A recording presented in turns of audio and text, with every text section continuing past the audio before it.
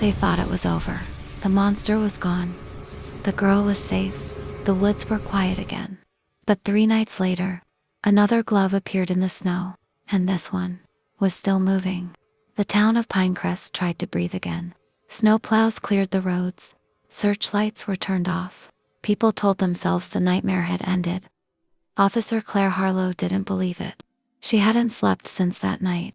Every time she closed her eyes, she heard it again, that whisper in the body cam audio. Not the last. They said it was interference. Wind distortion. A glitch. Claire knew better, because monsters don't warn you, unless there are more of them. 3 days after Hannah Reed was rescued, the storm returned. Heavier, colder, quieter. Claire was on night patrol when the call came in. Another child. Another trail. Another parent screaming into the phone. This time, the child was missing. Claire arrived before backup.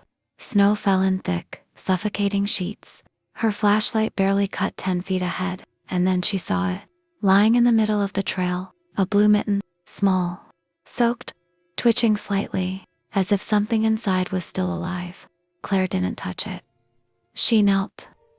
And that's when the mitten slowly curled its fingers. Her breath caught in her throat. Inside the mitten, a hand, not frozen, not severed, moving, and stitched around the wrist with dark thread, was a symbol. The same symbol burned into the cabin floor where the monster shattered. Claire whispered, "Oh no," because this wasn't random. This was organized. The tracks this time weren't dragged. They walked, small footprints, bare, bleeding, leading deeper than the last cabin, past places locals refused to go, past trees marked with old warnings, past a sign buried in snow that read, "Do not follow the bells." Claire followed anyway, because she could hear them now. Soft, metallic, bells, ringing somewhere ahead.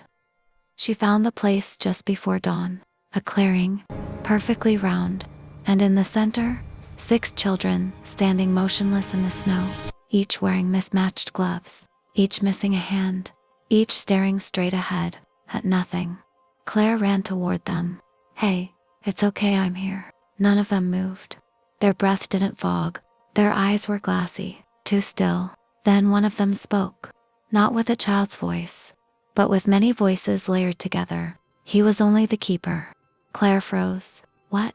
Another child turned its head slowly. Crack, bone, ice. The cold needs hands. The bells rang louder. From behind her, Claire spun and saw the truth. The monster she killed was just one of many. Figures emerged from the trees, tall, wrapped in fur, faces hidden, hands missing or replaced, and above them all, something larger, something ancient, carved from ice and shadow. Its voice shook the forest. "Winter remembers." Claire raised her weapon. Useless. The children lifted their arms. The gloves began to glow faint blue. The snow around them moved, not falling, listening. And then Hannah's voice cut through the clearing. "Claire, don't shoot." Hannah stepped out from behind a tree. Alive, whole, holding her missing hand, still attached. "I didn't tell you everything," she said.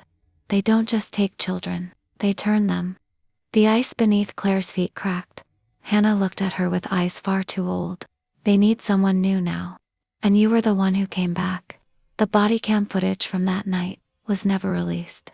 Officially, Claire Harlow went missing during a storm.